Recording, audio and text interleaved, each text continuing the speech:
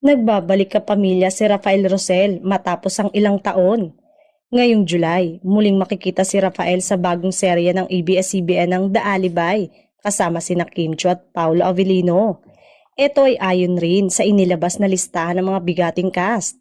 Matatanda ang sa Kapamilya Network nagsimula ang karera ni Rafael na naging parte ng mga programang Tabing Ilog, Marina at Prinsesa ng Banyera.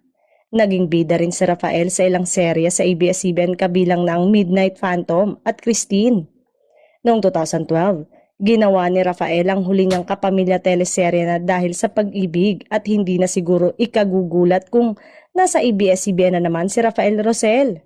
Samantala, nakakaintrigang mga karakter ang bibigyang buhay ni Kim Chiu at Paolo Avellino para sa pagbibidahan nilang romance suspense seryeng The Alibay ng ABS-CBN na malapit nang mapanood.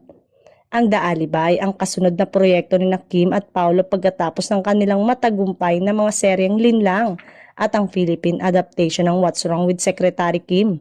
Bumida rin sila sa box office hit movie ng Star Cinema na My Love Will Make You Disappear.